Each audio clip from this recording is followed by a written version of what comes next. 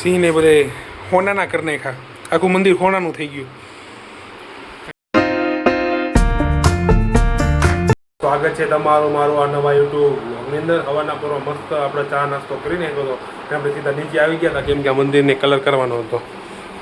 Colour તો આપણે ડબલી ભેગી જ લઈ લીધી છે. આમાં આ કલર કરવાનો છે. એમાં ખબર નહીં કે કયો કલર નીકળે. આમાં કલર તો પીળા જેવો છે. ખોલીને જોઈ હતી ખબર પડશે. આ બે સેટી આ બાજુ લઈ લીધી, બારે હતી ને એ બધી આખું ખેરી નાખ્યું. અહીંયા સેટી હતી એ લઈ લીધી. આ બધું ખેરવાનું પછી કલર બધું કરવાનું. અને આપણે આમાં કલર કરવાનો. ત્યાંથી મમ્મી બધી બહારનું ખેર નાખીને પપ્પા કલર કરી દે. પપ્પા ત્યાં બહારનું કલર કરી છે અને આપણે છે હવે આયા કલર કરવાનું ચાલુ કરી દો. એટલે મંદિરે આખો દિવસમાં પૂરું થાય એટલે આખો રૂમ પછી આજે કમ્પ્લીટ મંદિરે ગોઠવી નાખશું આપણે, બરાબર? તો આપણે ફટાફટ કલર કરવા લાગી જાય. આપણે ઉપર લઈને આવ્યા છીએ કેમ કે હવે એ ઉપર જ કલર કરવાનો. કેમ કે તડકામાં છે ને હરખો કલર દેખાય, હરખો ચોટે. તો એક થાંભલીમાં થોડો ઘણો કરી નાખ્યો હતો કેમ કે નીચે પાછા ઓસરીમાં ઝાડા કચરા બધું ખેરે છે ને, પોપડી જે પડી ગઈ ને બધી પોપડી ઉખેડે એ બધું અમુકનામાં કલર ચોટે બગડ છે. તો પપ્પાએ કીધું ઉપર લઈને તો કલર કરી નાખે એમ બહાર રાખીને. એટલે હું જ દેખાય થોડી ઘણી ડિટેલ જે કરવાની એમાંય ખબર પડે. નીચે અંદર આમ કંઈ ખબર ન પડે. એટલે હવે આપણે બેઠા બેઠા કરી નાખી છાંયણે.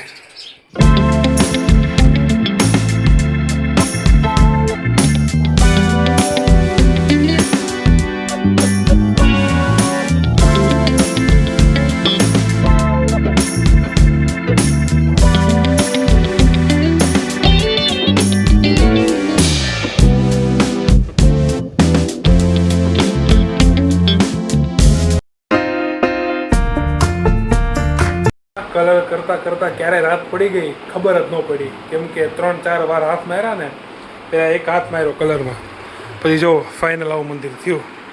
પહેલાં બધા ગોલ્ડનમાં એક હાથ માર્યો, આમાં 4 હાથ માર્યા, તે એટલો કલર ઉગડો. અને બધા સિંહને બધા કલર કરીને ભાઈ નીચે જો આવું કાંક મંદિર લાગે છે આપણું. આવું મંદિર સિંહને બધે હોનાના કરી નાખ્યા, આખું મંદિર હોનાનું થઈ ગયું. આયા બધે આ કલર તો ઓલો જ રાખ્યો છે, દિવાલને છે નહીં. આ કાલે થાંભલી જ છે ને આવા કલરની કરી. આગેથી આવું લાગે આવું રીતના.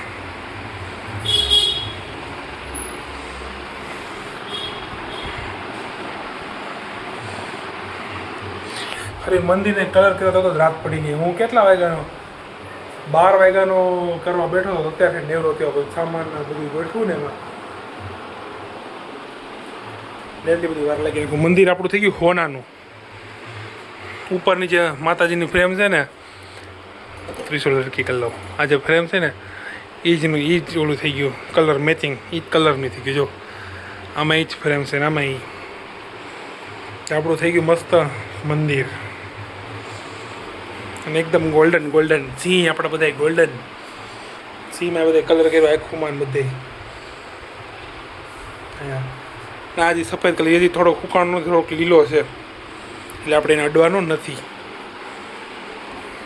સફેદ કલર થોડોક લીલો કલર છે.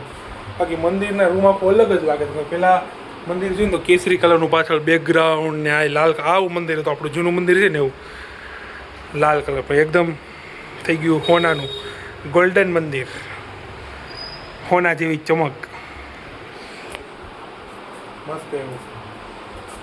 અને જે વાળા હતા ને વાળામાં એવો કલર કરી નાખો એટલે એમ થઈ જાય ને જેવા બરોબર મેચિંગ એને જેવું બેમાં. આખુંમાં બધા કલર કરીને જીભને બધું લાલ કરી નાખ્યું.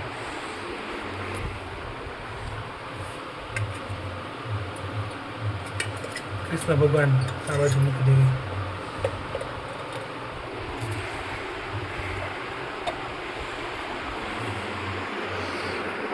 તો થઈ ગયું મિત્રો એકદમ મસ્ત મંદિર. બહારમાં બધું પપ્પાએ બધું જો કલર બાકી પપ્પા ગામમાં ગયા થોડુંક સામાનની બધું લેવા,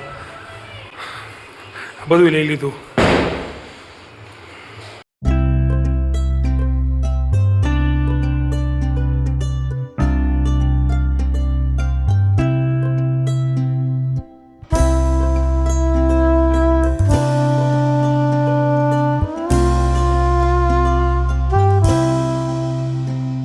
બધે કલર લાગશે અને કલર કદાચ કાલે લાગશે કેમ કે આજે તો આ બધું હંધાય, આ બધું રિપેર થાય.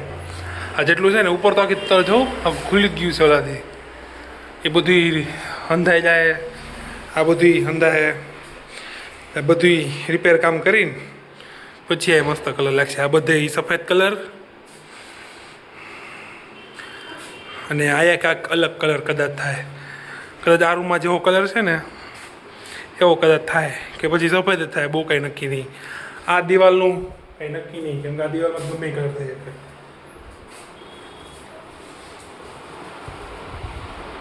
અને આજે આટલું બધું કામ હતું બધું કર્યું ને એટલે બ્લોગ તો ઉતાર્યો જ નહીં. હવે કોઈ દી કેટલું કામ આવી ગયું ને તો બ્લોગ એ ભૂલાઈ જાય ઉતારવાનો. જમીન આપણે નેવરા થઈ ગયા અને પપ્પાને મોકલા જમવા. ગામમાં ગયા હતા તો જો સિમેન્ટ લેતા આવ્યા કેમ કે આ સિમેન્ટ જોઈએ ને બધું આ જેટલા પોપડા પડી ગયા છે ત્યાં બધું ચાંદવા બધે મસ્ત ચાંદી. આ તો જો એટલી આંગળી અંદર વી જાય છે. એટલું બધું ઓલો પોપડા જેવું પ્લાસ્ટર એટલું બધું ઉખડી ગયું છે. પોપડા જ પડી ગયા છે કેટલા મોટા મોટા બોલો. એટલે એને હાટું આ સિમેન્ટ પહેલાં બધી છે ને બધી સેફરથી સિમેન્ટ લગાડી દે છે. તૂટું છે ત્યાં આ બધી બાજુ. પછી વ્હાઇટ કલરની પુટ્ટી મારશે પછી માથે કલર લાગી જાય એટલે થઈ જાય એકદમ નવી ચકાચક દિવાલ. જો આવી સ્ટાઇલ આ જે સ્ટાઇલ ઉપર થોડુંક વ્હાઇટ એંગલ બંધ હતું. આ જે સ્ટાઇલ છે એ સ્ટાઇલ લગાડી દીધું તો મસ્ત લાગે. પણ તે દિવસે મને ખબર ન પડી એટલે લગાડી દીધું ને સ્ટાઇલ તો કલરની કાંઈ મગજમારી જ ન હોત. અત્યારે તો થોડો કલર કરવો ને લાદ દેવો ઓલા વર્ષે તો એ મસ્ત થઈ જાય. એક નંબર દિવાલ થઈ જાય. ક્યાં હતી જ એક નંબર દિવાલ. આ જો અમે આ સાઈડની દિવાલ જો કેવી મસ્ત લાગે આવી રીતના. પછી આ સાઈડ નજર છે ને તો એકદમ ખરાબ કેમ કે અમે પહેલાં આવી રીતના જે આમ ભેજ લાગતો ને તો બધું પુટ્ટી મારી હતી બધું કરીને પછી એ કલર કે પણ ઉકળી ગયો. હવે આ વર્ષે જોવી જો હરખ્યો નોકાઈ ગયું ને તો એક સિંગલ ઈંટની અહીંથી દિવાલ બાજુમાં ઉપાડી લેવું કે થોડુંક આગી આ બાજુથી ઉપાડીને એક દિવાલ કરી નાખ્યું સિંગલ કે ડબલ ઈંટની.